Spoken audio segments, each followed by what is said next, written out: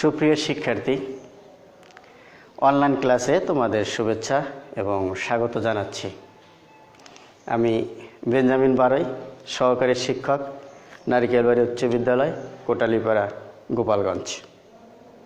Calendar থেকে একে একে 12টি পাতা ঝরে গেল, আর ঝরে গেল 365 দিন, অর্থাৎ 1 বছর 2020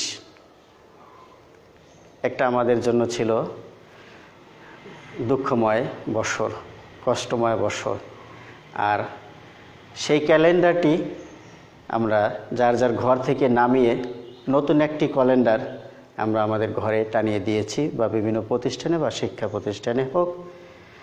আর সেই নতুন ক্যালেন্ডার দিয়েই আমাদের শুরু হলো।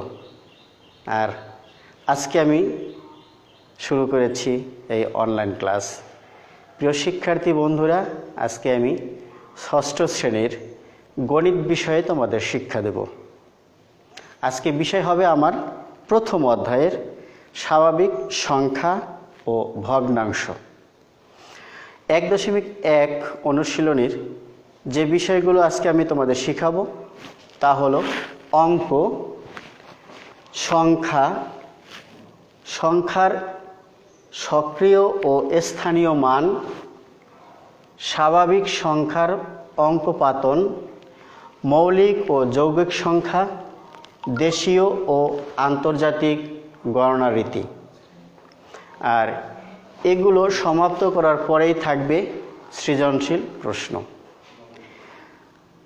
প্রিয় শিক্ষার্থী, আমরা জানি সে প্রাচীনকাল থেকে মানব সভ্যতার ইতিহাসে মানুষ গৃহ বানাতে পারেনি। তারা গুহায় বসবাস করত, বনে বসবাস করত, জঙ্গলে বসবাস করত।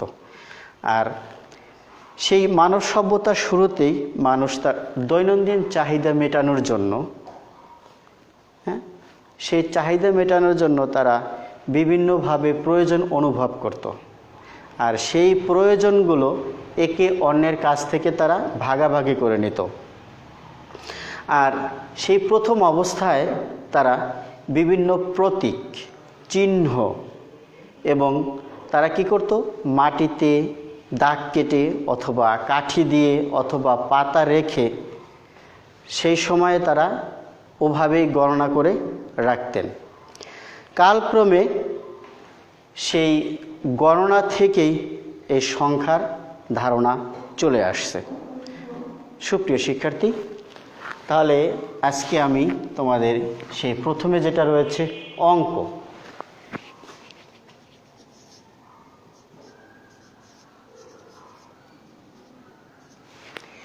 অঙ্ক কাকে বলে বা অঙ্ক কি? অঙ্ক হলো প্রতীক। অঙ্ক হলো প্রতীক বা চিহ্ন। কি বলেছি আমি? অঙ্ক হলো প্রতীক বা চিহ্ন, যা গণনা কাজে ব্যবহৃত হয়। যা গণনা কাজে ব্যবহৃত হয়।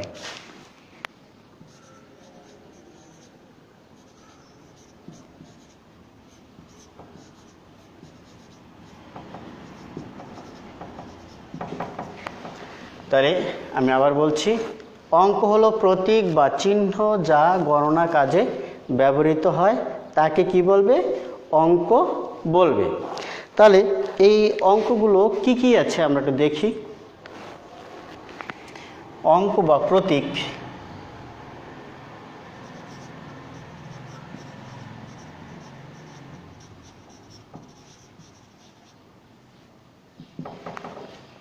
তাহলে আমরা ক্লাস 5-এ এ সম্পর্কে আমরা বেশ ধারণা পেয়েছি।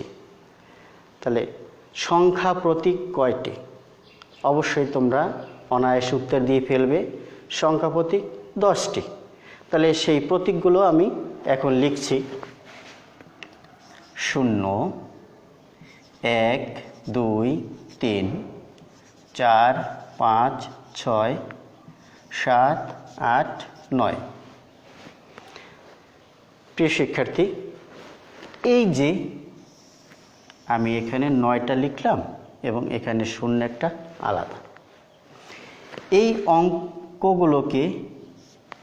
অঙ্কগুলোকে কি বলবো? এই অঙ্কগুলো হবে সার্থক অঙ্ক।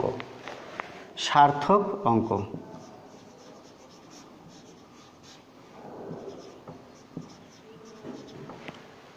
তাহলে প্রিয় শিক্ষার্থী, এই শূন্যটাকে কি বলবো আমরা? এই শূন্যটা হবে অভাব জ্ঞাপন অঙ্ক।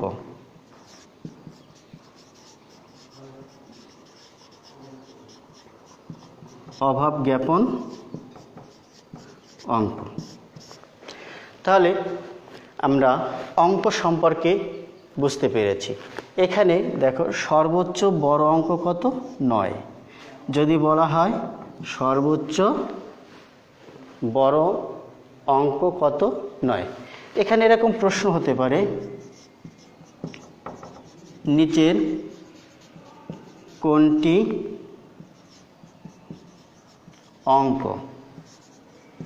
ক 11, খ 12,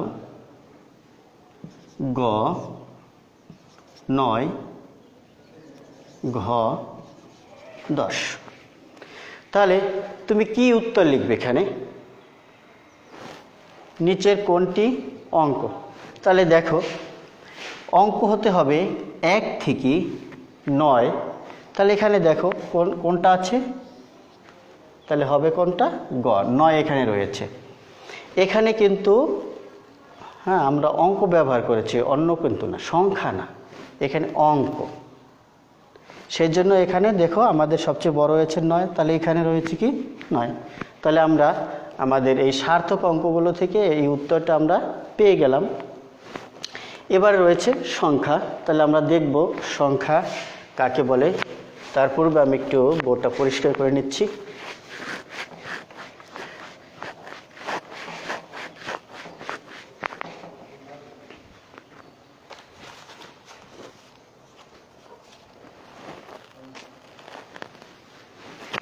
এবারে সংখ্যা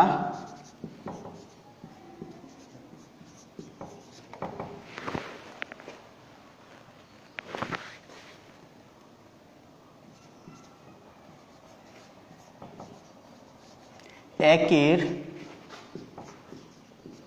অধিক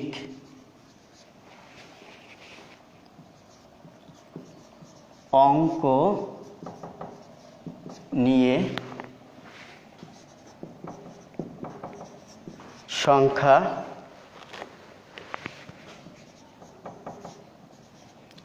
গঠিত হবে। তাহলে আমি পূর্বেই তোমাদের সে অঙ্কগুলো দেখেছিলাম একের অধিক অঙ্ক নিয়ে। তাহলে অঙ্কগুলো ছিল 0, 1, 2, 3, 4, 5, 6, 7, 8, 9। এখানে একের অধিক সংখ্যা অঙ্ক নিয়ে, তাহলে আমরা এখানে বলতে পারি 1, 2, 3। তাহলে এখানে 3টা নিয়ে, এটা কি হবে? এখানে সংখ্যা। এগুলো কি হয়ে গেল? সংখ্যা। এরকম হতে পারে 1, 0, 3, এটাও হতে পারে। আবার 2, 4, 6, এগুলো হবে কি? সংখ্যা। তাহলে দেখো এটা আলাদা আলাদা করে যে দেখাই আমি, 1, 2, 3, এই 1 একটা কি? অঙ্ক, 2 একটা অঙ্ক, 3 একটা অঙ্ক। এই 3টা মিলে হলো কি একটা সংখ্যা। তাহলে সংখ্যাটা কত হলো? 123। 123 সংখ্যাটা হলো। ঠিক তেমনিভাবে এখানে 2 একটি অঙ্ক, 4 একটি অঙ্ক, 6 একটি অঙ্ক। এই সব কটা মিলে কি হলো? এটা সংখ্যা গঠিত হলো। তাহলে আমরা বুঝতে পেরেছি কিভাবে সংখ্যা গঠিত হয়। তাহলে এইটা তোমাকে অবশ্যই মনে রাখতে হবে প্রিয় শিক্ষার্থী। তুমি মন দিলে এটাকে তুমি অবশ্যই পারবে যে একের অধিক অঙ্ক নিয়ে, 1 বা একের অধিক অঙ্ক নিয়ে সংখ্যা গঠিত হবে। তাহলে আমরা সংখ্যাটাও পেয়ে গেলাম। এবারে আমরা দেখব সংখ্যার সক্রিয় ও স্থানীয় মান। আমি সংখ্যাটা পরে লিখব, আগে তোমাদের একটি বিষয়টা বলছি। সংখ্যার সক্রিয় মান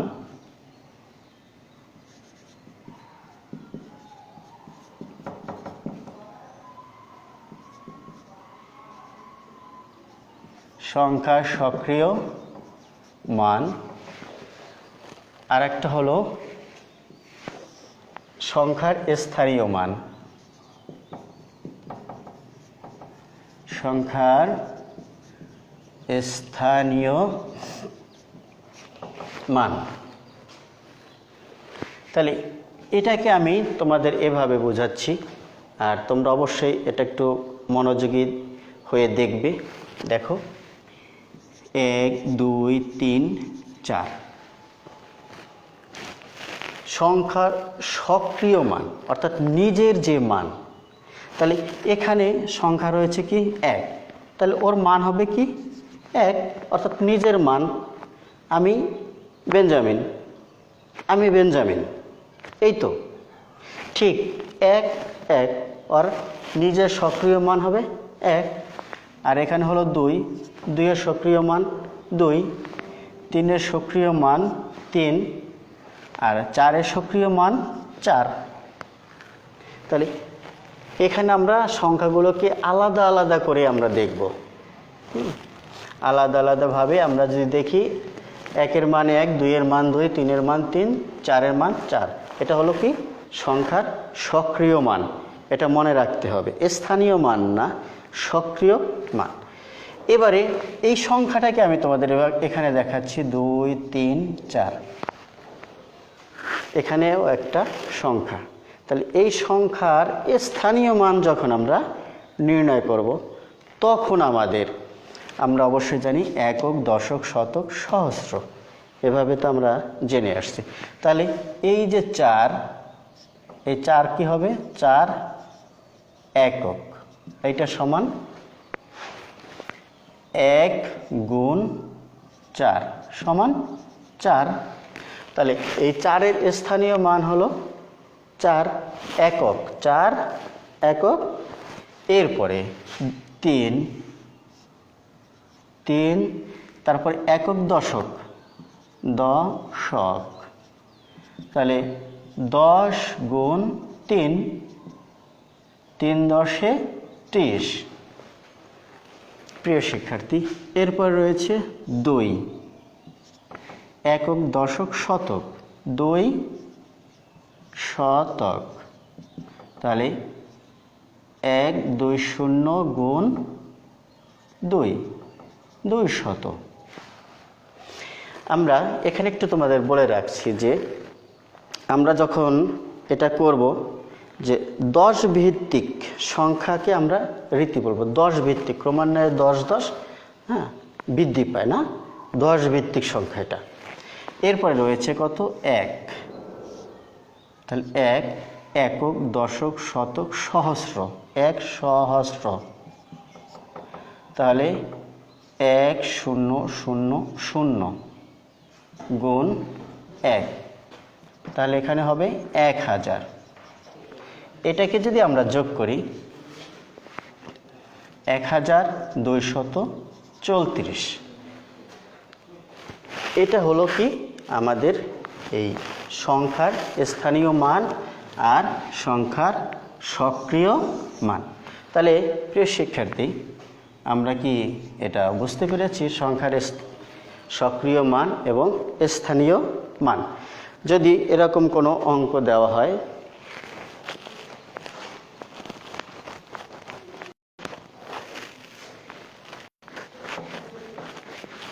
তোমাদের আমি একটা অঙ্ক দিয়ে বলছি, 2 4 6 5 8। অঙ্কগুলোর স্থানীয় মান নির্ণয় করো। তাহলে 8 একক, 1 গুণ 8, 8। অবশ্যই তোমরা দ্বিতীয়টা পারবে। 1 0 গুণ 5, এখানে হবে 50। 6 শতক 1 2 1 0 0 গুণ 6 600। এরপরে 4 একক দশক শতক সহস্র 1 0 0 গুণ 4 4000। এরপর রয়েছে 2 একক দশক শতক সহস্র অযুত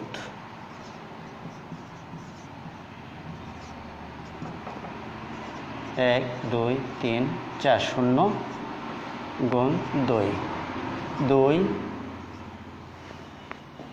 4টা শূন্য দিব।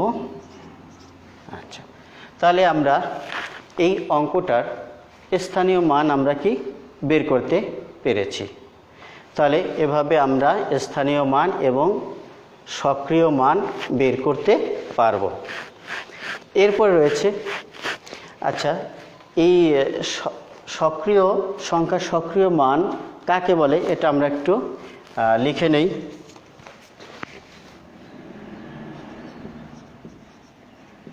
সক্রিয় মান কোনো সার্থক অঙ্ক, কোনো সার্থক অঙ্ক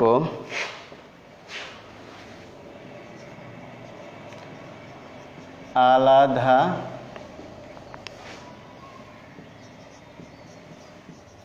ভাবে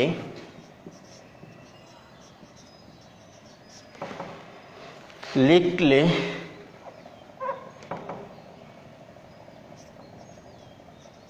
আলাদাভাবে লিখলে যে সংখ্যা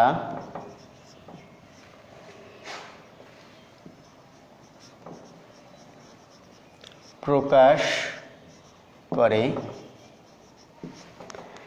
তাই অঙ্কের সক্রিয় মান। যেমন 2 1 3 4 2 3 1 3 4। তাহলে আমরা সক্রিয় মান আমরা পেয়ে গেলাম। কিভাবে? সংজ্ঞাটা তোমরা অবশ্যই ভালো করে বাড়িতে মুখস্থ করবে। এরপরে রয়েছে স্থানীয় মান কাকে বলে।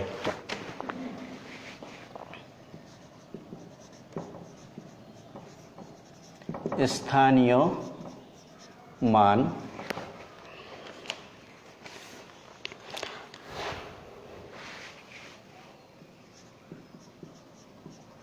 অঙ্কসমূহ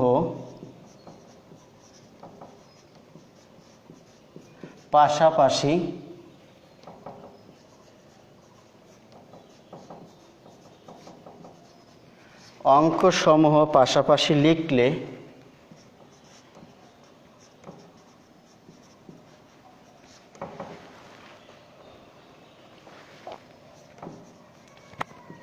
কোনো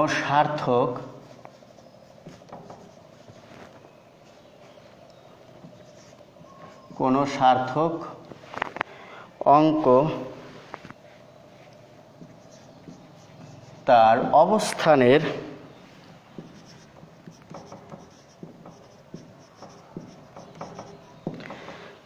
অবস্থানের জন্য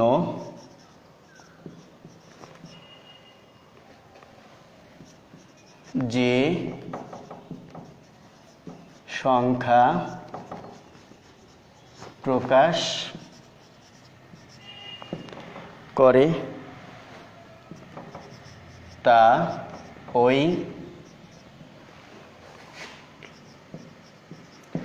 অঙ্কের স্থানীয় মান।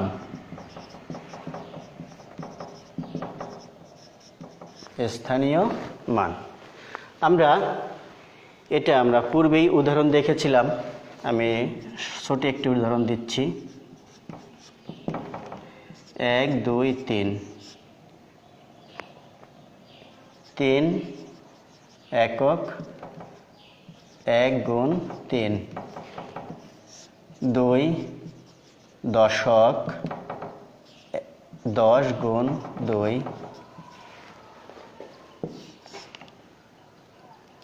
1 শতক,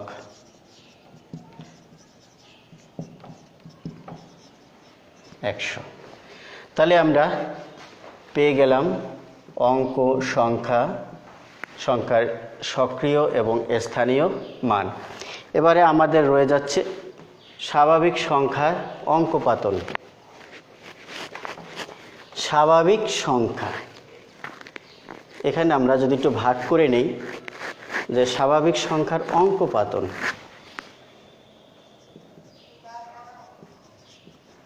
স্বাভাবিক সংখ্যার অঙ্কপাতন। প্রশ্ন এখানে আমার দুইটা, একটা হলো স্বাভাবিক সংখ্যা আর একটা হলো কি অঙ্কপাতন। তাহলে আগে দেখব স্বাভাবিক সংখ্যা।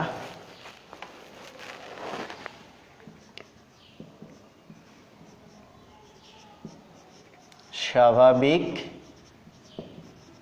সংখ্যা কাকে বলে? যদি আমরা একটু দেখি স্বাভাবিক সংখ্যা কাকে বলে।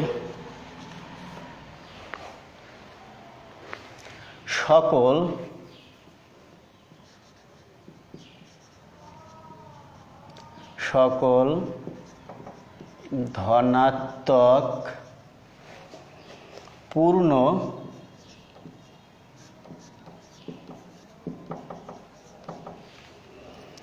সংখ্যাই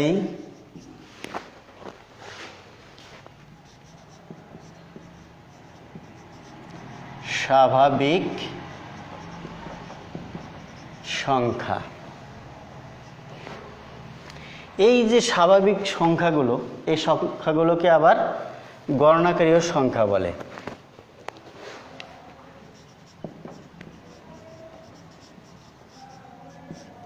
স্বাভাবিক সংখ্যাগুলোকে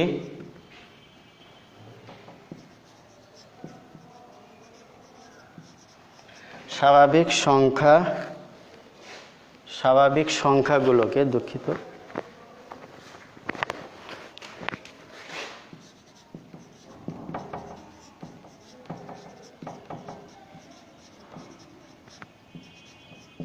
গণনাকারী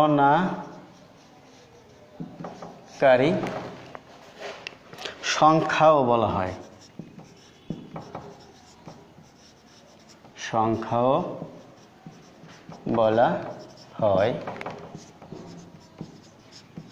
যেমন 1 2 3 4 5 6 7 8 9। তাহলে এগুলো হলো কি স্বাভাবিক সংখ্যা। সকল ধনাত্মক পূর্ণ সংখ্যাই স্বাভাবিক সংখ্যা। স্বাভাবিক সংখ্যাগুলোকে আবার কি বলা হয়? গণনাকারী সংখ্যাও বলা হয়। এবারে আমরা দেখব অঙ্কপাতন। প্রিয় শিক্ষার্থী, আমরা অঙ্কপাতন, এখানে যে স্বাভাবিক সংখ্যার এখানে রয়ে গেল, অঙ্কপাতনটা কি এটা আমি মুছে ফেলছি।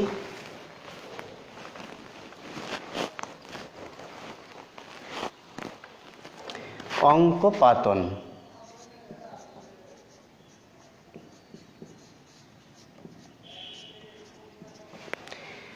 এ ব্যাপারে আমি তোমাদের বলছি যে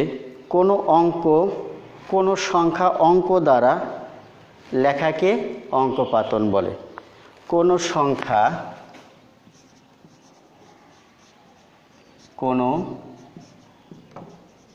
সংখ্যা অঙ্ক দ্বারা লেখাকে অঙ্কপাতন বলে। যেমন এই যে একটি সংখ্যা 1 2 3, অথবা 2 3 4। তাহলে এইটা একটা সংখ্যা, আর কোনো সংখ্যা অঙ্ক দ্বারা, এই যেটা একটা অঙ্ক, হ্যাঁ এই এক একটা কি অঙ্ক, তাহলে এটা হলো কি যেভাবে লেখা হলো সেটা হলো কি অঙ্ক পাতন। তাহলে আমার এই 4 নম্বর শেষ হলো স্বাভাবিক সংখ্যার অঙ্ক পাতন আমরা কিভাবে করতে পারি। এবারে মৌলিক ও যৌগিক সংখ্যা। তাহলে প্রিয় শিক্ষার্থী, মৌলিক সংখ্যা কাকে বলে? অবশ্যই তোমাদের কাছে একটু কঠিন হতে পারে যে মৌলিক সংখ্যা, তোমরা যৌগিক এবং মৌলিক পদার্থ কাকে বলে কম বেশি শুনে এসছো এবং জানো।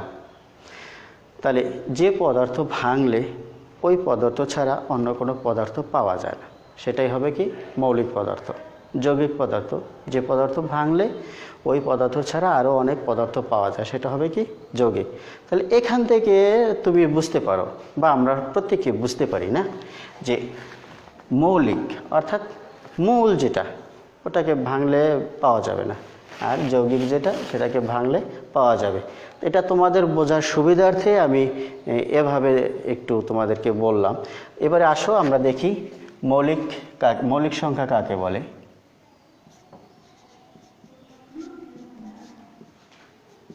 মৌলিক সংখ্যা, আচ্ছা তাহলে আমরা দেখব মৌলিক সংখ্যা কাকে বলে।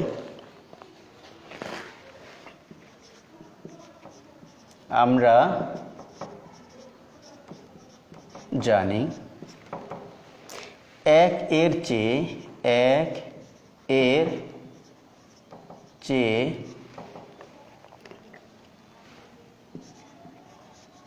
বড় যে কোনো সংখ্যাকে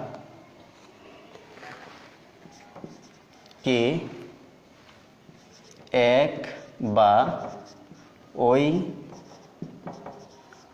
সংখ্যা ছাড়া অন্য কোনো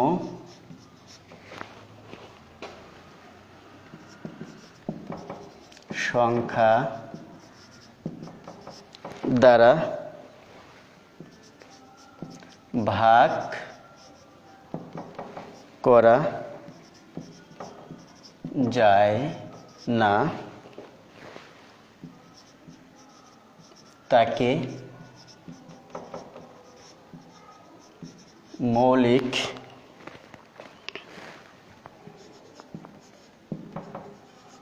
সংখ্যা বলে। অবশ্যই তোমরা বুঝতে পেরেছো যে আমরা জানি 1 এর চেয়ে বড়, সেটা হতে পারে 2 3 4 না, এরকম 1 এর চেয়ে বড়, হ্যাঁ যে কোনো সংখ্যাকে 1 বা ওই সংখ্যা ছাড়া অন্য কোনো সংখ্যা দ্বারা ভাগ করা যায় না, তাকে কি বলবে মৌলিক সংখ্যা। তাহলে 1 এর উপরে মৌলিক সংখ্যা আমরা ধরতে পারি কত 3, তাই না? 3কে ওই 3 ছাড়া বা অন্য কোনো সংখ্যা দ্বারা ওটাকে কি করা যাবে না, 1 বা ওই 3 ছাড়া অন্য কোনো সংখ্যা দ্বারা ভাগ করা যাবে না। 5 আমরা যদি 5 না, তাহলে ঠিক একইভাবে না। তাহলে এই যে মৌলিক সংখ্যাগুলো আমরা কিভাবে একটু নির্ণয় করতে পারি? হ্যাঁ আমরা জানি না যে মৌলিক সংখ্যাগুলো আমরা কিভাবে নির্ণয় করব, সে একটি টেকনিক না। 1 থেকে 100 পর্যন্ত কয়টি মৌলিক সংখ্যা আছে? হ্যাঁ একটু লিখতে পারো তোমরা, বা এটা একটু মনে রাখতে পারো। 1 থেকে 100 পর্যন্ত 25টি মৌলিক সংখ্যা রয়েছে।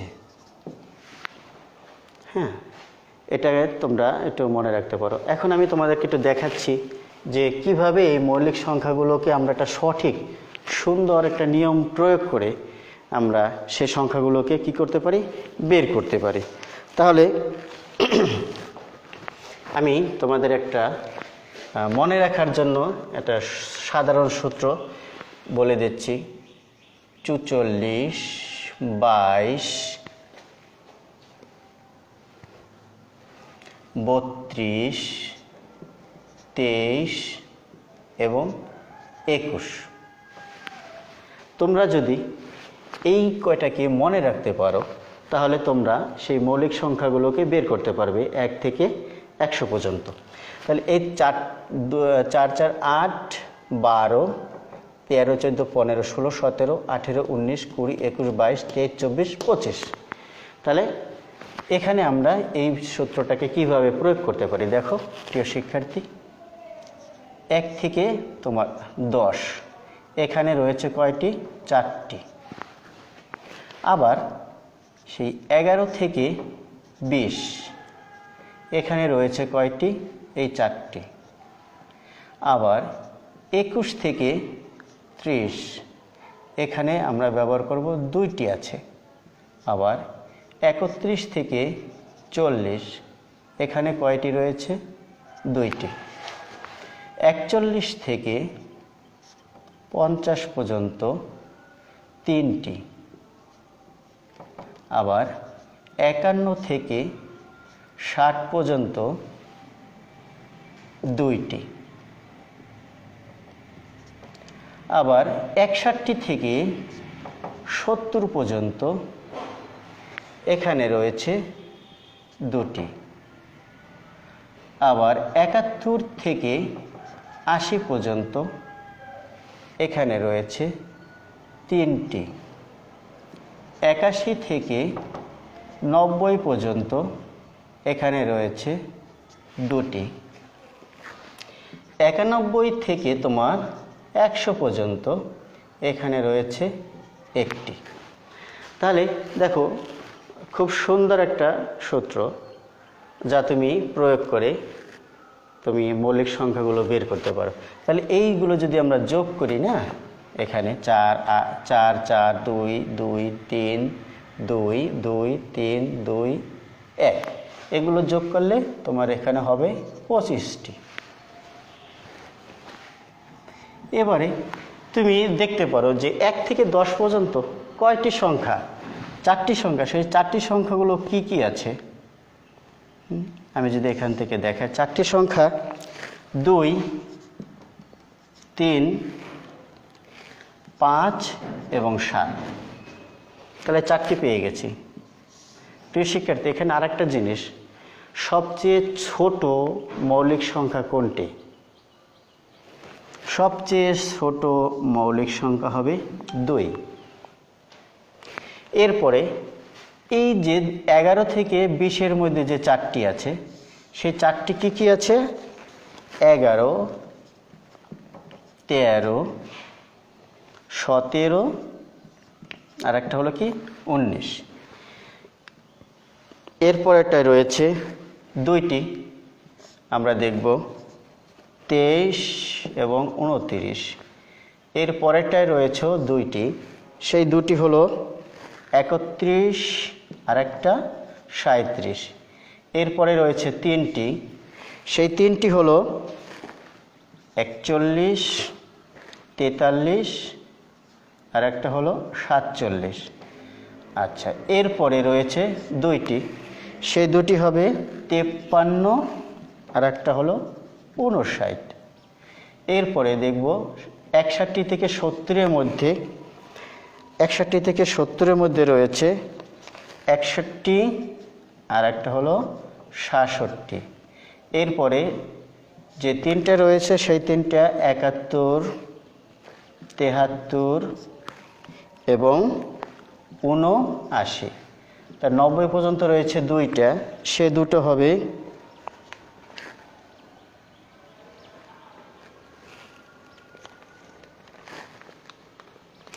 67, 63 না?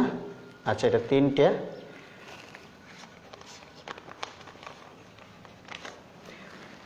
লিখেছি আমি। এরপরে রয়েছে এখানে, আগে এপাশে লিখে দিয়েছি, আমি আবার একটু দেখছি তোমাদের জন্য। এটা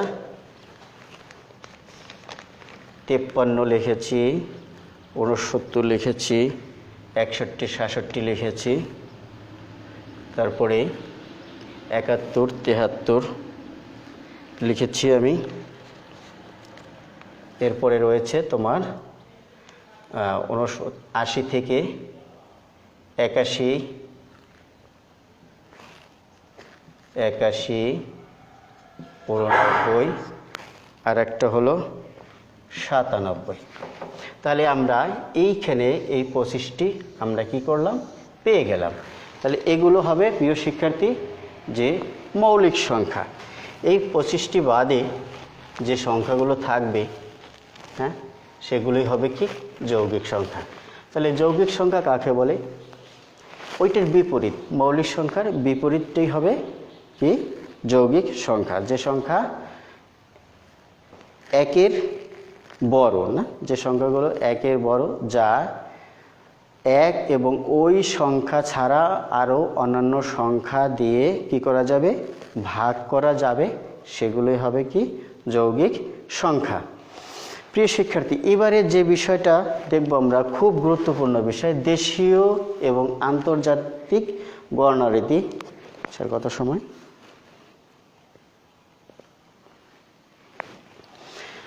দেশীয় ও আন্তর্জাতিক গণনারীতি। তাহলে আমি শুরু করব প্রথমে দেশীয় রীতি। দেশীয় গণনা রীতি, এটা খুব একটা গুরুত্বপূর্ণ বিষয়, যা তোমাদের সকলকে কি করতে হবে, মনোযোগ দিয়ে শুনতে হবে এবং দেখতে হবে। তাহলে এটাকে আমি একটি ছক আকারে প্রথমে লিখছি।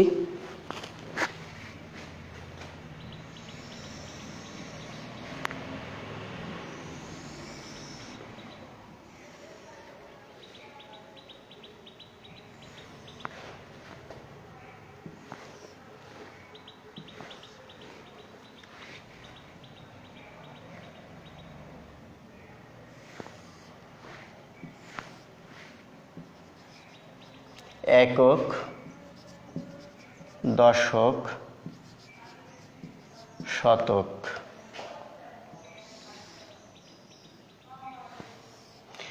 একক, দশক, শতক, সহস্র,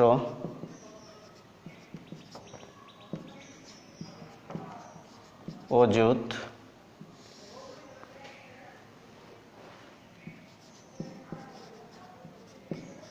হাজার, লক্ষ, কোটি। একক, দশক, শতক, সহস্র, অযুত, লক্ষ, নিযুত, আমরা কোটি পেয়ে গেছি। এটাকে আমি এভাবে উপরে দেখাচ্ছি শূন্যের সাহায্যে। 1, 2, 3টা, তারপরে 1, 2টা, তারপরে 2টো, তারপরে 2টো। এটা একক, দশক, শতক, সহস্র, অযুত, লক্ষ, নিযুত, কোটি। তাহলে এ দুটো হবে হাজার, আমি সংক্ষেপে লিখছি। এ দুটো হবে লক্ষ, আর এটা হবে কোটি। আর এখানে একক, দশক, সহস্র, না? তাহলে এই রীতি অনুসারে যেভাবে আমরা অঙ্কগুলো পাতাবো, সংখ্যাগুলো পাতাবো, সেটাই হবে কি দেশীয় রীতি। তাহলে আমাদের যে ষষ্ঠ শ্রেণীর গণিত বই রয়েছে, ওখানে 1.1 অনুশীলনের থেকে আমি তোমাদের এই অঙ্কগুলো একটু পাতিয়ে দেখাচ্ছি, বা সাজিয়ে সাজিয়ে কীভাবে লিখতে হয় সেটা আমি একটু দেখাচ্ছি তোমাদের। 1 নম্বর অঙ্কের চ দাগটা আমি একটু এখানে সেই আন্তর্জাতিক এই দেশীয় রীতিতে আমরা সাজাচ্ছি। এখানে আমরা অবশ্যই বুঝতে পারি এককের ঘর, দশকের ঘর, শতকের ঘর, না, হাজারের ঘরে দুটো আসলো। হাজার আমরা অবশ্যই জানি প্রত্যেক 10-এ বৃদ্ধি পায়। আমাদের নং হলো 9 পর্যন্ত আমরা যদি বলি 9000, তাহলে এই পর্যন্ত লিখতে পারবো। যদি 9 বড় সংখ্যা, 9-এর উপরে যদি আবার হয়, তখন 10 হতে পারে, 11 হতে পারে, 12 হতে পারে। সেই জন্য কি এখানে 2টা ঘর ব্যবহার করা হয়। তেমনি লক্ষ, লক্ষের ঘরে আমরা কি করতে পারি, 1 ঘর যখন হয়, তাহলে 9 পর্যন্ত আমরা 9 পর্যন্ত লিখতে পারি। যখনই 10 হয়ে যাবে, 10 বৃদ্ধি পাবে, অর্থাৎ আরেকটা ঘর বৃদ্ধি পাবে, তখনই আমরা নিযুতের ঘর ব্যবহার করব। এর পরবর্তীতে কোটির ঘরে ব্যবহার করব। এখন অনেক সময় এত বড় অঙ্ক দেওয়া থাকে, যে এই কোটিতে গিয়েও আবার ভাগ করতে হয়, কোটিতে গিয়েও একক দশক হিসাবে ভাগ করে আমাদেরকে বসাতে হয়। তাহলে তোমাদের 4 নম্বর রয়েছে 102 কোটি, 102 কোটি। এই যে কোটির ঘর না, এখানে 100 কি লিখতে হবে, 2 কোটি। যদি লিখি 102 কোটি লিখলাম। এরপরে রয়েছে কি 5000, এটা হলো কোনটার ঘর, হাজারের ঘর, এটা হলো কি 5000। 102 কোটি লিখেছি আমি এখানে, এখানে লিখেছি কয় হাজার, 5000। এরপরে রয়েছে 708, এই 700 আর এখানে কি 8, এটা কি আমার সঠিক হলো, হলো না। এখন দেখো এখানে একটা শূন্য দিতে হবে, এখানে একটা শূন্য, এখানে একটা শূন্য, এখানে একটা শূন্য। তাহলে এই সংখ্যাগুলোকে যদি আমি নিচে লিখি 200057008, তাহলে আমরা কি করব, এই দেশীয় রীতি যখন আমরা অঙ্কগুলো করব তখন প্রথমে 3 ঘর, তার পরবর্তীতে 2 ঘর করে কমা বসিয়ে দেব। তাহলে প্রথমে কি করেছি 3 ঘর, তারপরে 2 ঘর, তারপরে 2 ঘর, তাহলে হাজার লক্ষ কোটি। তাহলে আমরা পেয়ে গেছি, দেখো এখানে 102 কোটি, তাহলে এখানে লক্ষের ঘরে নেই, তাহলে হাজারের ঘরে একটা রয়েছে 5, 5708। তাহলে এভাবে আমরা ব্যবহার করতে পারি না এই দেশীয় রীতি। দেশীয় রীতিটা অন্তত সুন্দর। তোমরা যদি চেষ্টা করো, তোমাদের ওই যে অনুশীলনীর 1-এর অঙ্কগুলো রয়েছে সেই অঙ্কগুলো তোমরা অবশ্যই সবাই পারবে। এবারে তোমাদের সুবিধার্থে আমি আরেকটি অঙ্ক করাচ্ছি এই দেশীয় গণনা রীতিতে। তোমাদের বইয়ের নম্বর অঙ্কটা 3500 কোটি, 3500 কোটি। এইখানে আমাকে কি করতে হবে, এখন 3500 লিখতে হবে। তাহলে এই 3500 কোটি 85 লক্ষ, তাহলে এই 2 ঘরে না, এই যেটা হলো কত 85 লক্ষ 921, এই যে 100 ঘর, এইটা হলো কি 921। তাহলে আমরা এখানে শূন্যগুলো দিয়ে দেব। তাহলে এখানে যদি আমি নিচে লিখি 350085000921, তাহলে এখান দিয়ে যদি আমি কমা দিয়ে যাই, এটা হলো হাজার লক্ষ কোটি। তাহলে কোটিকে গিয়ে আবার এখানে ভাগ করতে হয় না, যে 3 ঘরের পরে একটা নিয়েছি, তাহলে 3500 কোটি 85 লক্ষ 921। তাহলে আমরা এই দেশীয় রীতিতে আমরা অঙ্কগুলো করতে পারবো। এখন আমি একটু তোমাদের দেখাবো আন্তর্জাতিক গণনা রীতি।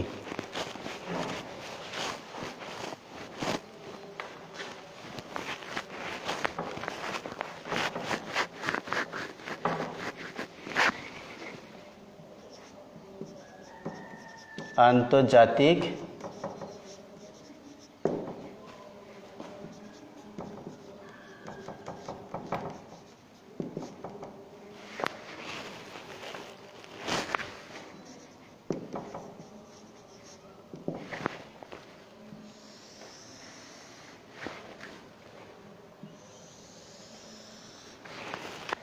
আমি একটু সুন্দর করে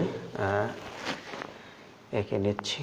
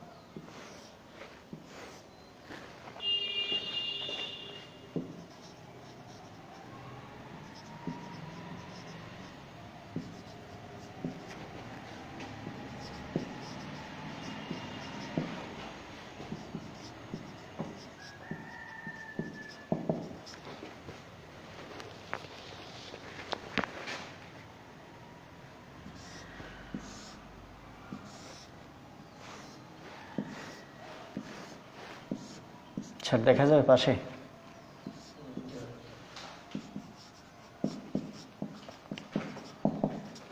আচ্ছা, এখানে দেখার অনেকগুলো ঘর দিয়েছি, একক, দশক, শতক, অর্থাৎ 3 ঘর পরবর্তী। আন্তর্জাতিক রীতি হবে 3 ঘর পর পর। দেখো এখানে আছে 1 2 3 ঘর। আর এই হাজারের ঘরে হবে কয়টা? 1টা 2টা 3টা। আবার মিলিয়নের ঘরে হবে 1 2 3। আবার বিলিয়নের ঘরে হবে 1 2 3। তাহলে এইটা আন্তর্জাতিক রীতিতে আমরা প্রত্যেকটা 3টে করে ব্যবহার করব। তাহলে যদি তোমাদের একটা অঙ্ক করে আমি দেখাচ্ছি, তোমাদের বইয়ের 1.1 প্রশ্নমালার একেবারে শেষেরটা ঝ নম্বর অঙ্কটা, এই ঝ নম্বর অঙ্কটা 1-এর 55 বিলিয়ন, তারপরে রয়েছে 301 মিলিয়ন 538,000, 538,000। তাহলে আমরা প্রত্যেকটায় 3টা ঘর ব্যবহার করব। হ্যাঁ, তাহলে এখানে দেখো 55 বিলিয়ন, এই যে বিলিয়ন, 55 2 ঘর, তাহলে এখানে লিখব 50 বিলিয়ন, এই 50 বিলিয়ন 301 মিলিয়ন, এই 301 মিলিয়ন 538,000, 538,000। এখন আর বলা নেই, তাহলে আমাকে কি করতে হবে? পরবর্তী কয়টা শূন্য দিয়ে দিতে হবে। তাই আমি যদি এখানে লিখি 50 0 1 5 3 8 0 0 0। হ্যাঁ, এই লেখার পরে আমরা কি করব? 3 ঘর পর পর কমা দিব।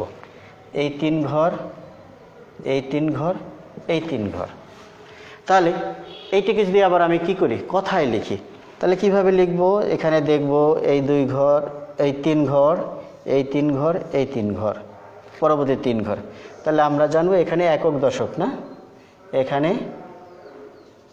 শতক, দশক, একক।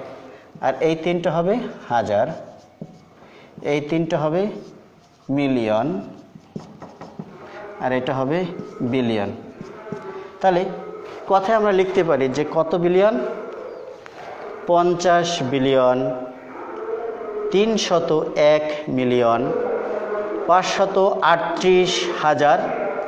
তাহলে আর কিছু নেই, যদি এখানে থাকতো সেটা বলতাম। তাহলে এইটা হলো কি রীতি?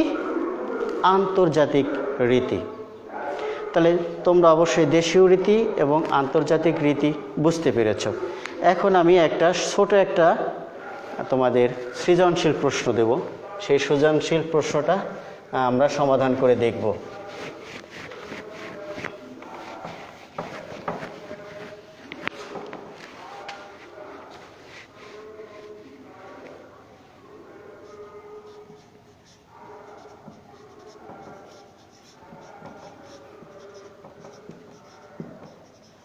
প্রদত্ত 3টি সংখ্যা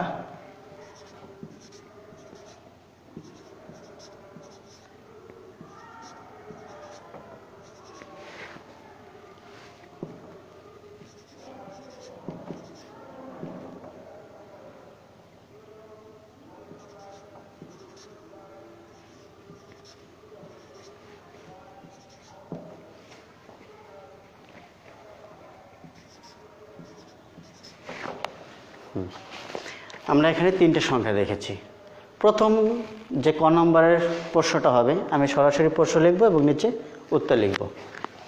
তাহলে ক নম্বর প্রশ্ন হবে, তৃতীয় সংখ্যাটি স্থানীয় মান নির্ণয় করো। তৃতীয় সংখ্যাটির স্থানীয় মান নির্ণয় করো। তাহলে উত্তর লিখব আমরা, যেহেতু আমি একবারে প্রশ্ন এবং উত্তর লিখছি। তাহলে উত্তর 2 1 2, 2 একক, 1 গুণ 2, 2, 1 দশক, 1 10, 2 শতক,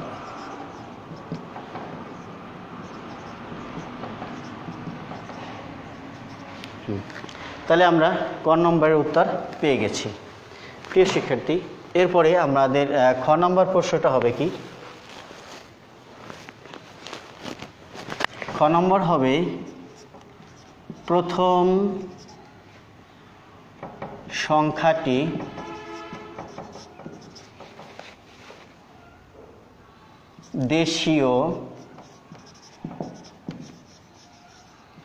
দেশীয় রীতিতে সাজিয়ে কথায় লিখো।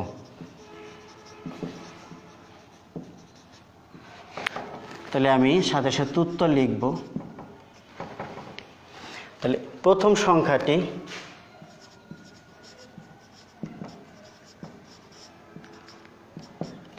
এক, 2, 5, 7, 8, 6, 8, 9, 4।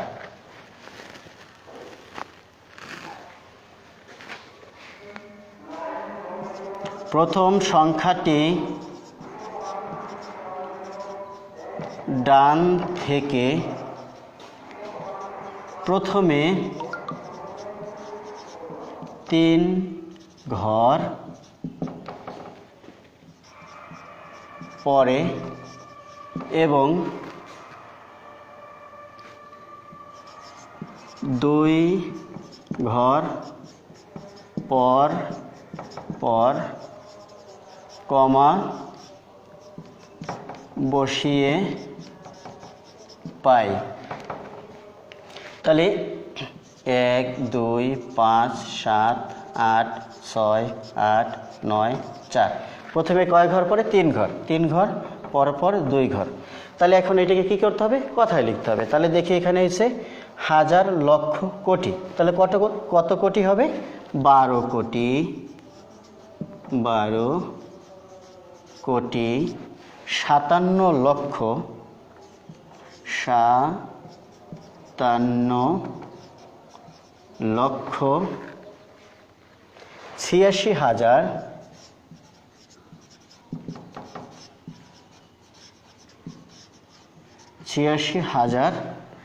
894। তাহলে আমরা খ নম্বরের উত্তর পেয়ে গেছি। এবারে গ নম্বর।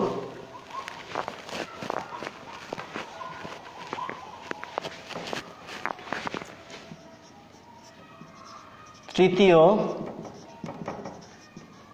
সংখ্যাটি আন্তর্জাতিক রীতিতে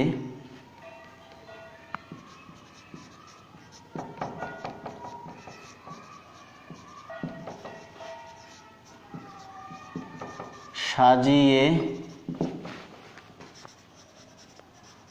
কথায় লিখো। উত্তর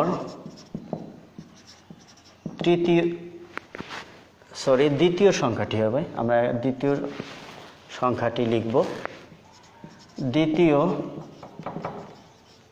সংখ্যাটি 4, 5, 5, 6, 8, 7, 8, 9, 5।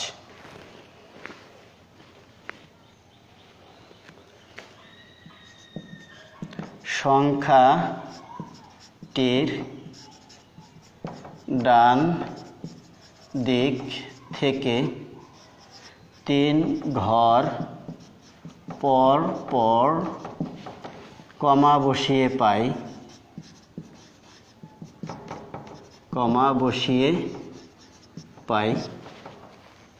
4, 5, 5, 6, 8, 7, 8, 9, 5।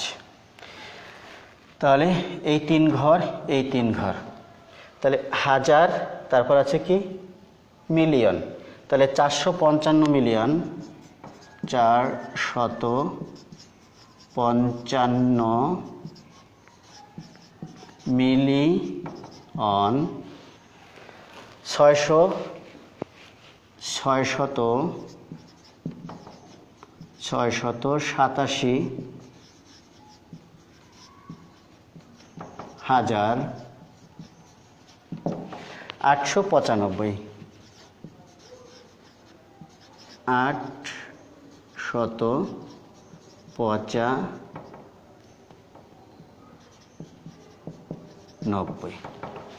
প্রিয় শিক্ষার্থী, আমরা কিন্তু বুঝে গেছি কিভাবে আন্তর্জাতিক রীতিতে এবং দেশীয় রীতিতে অঙ্কগুলো করতে হয়। আমি তোমাদের সাথে এই প্রথম অধ্যায়ের যে অঙ্কগুলো করিয়েছি, এই অঙ্কগুলো যদি তোমরা বাড়িতে বসে আর একটু ভালো করে লক্ষ্য করো, দেখো, যারা ক্লাসটা সম্পূর্ণ দেখতে পারোনি তোমরা আমার ক্লাসটা সুযোগ মতো দেখে নিও। তোমরা আমার এই এত সময় সাথে ছিলে, তোমাদেরকে ধন্যবাদ এবং কৃতজ্ঞতা জানাচ্ছি। সেই সাথে ধন্যবাদ এবং কৃতজ্ঞতা জানাচ্ছি district education office Gopalganj online ক্লাসের যারা কর্তৃপক্ষ রয়েছে সকলকে, আজকে আমার এই দিনে তোমাদের ক্লাস নেওয়ার জন্য যে আমাকে তারা সুযোগ দান করেছে। সকলে ভালো থাকো, সুস্থ থাকো, এই প্রত্যাশায় আজকে আমি শেষ করছি। ধন্যবাদ।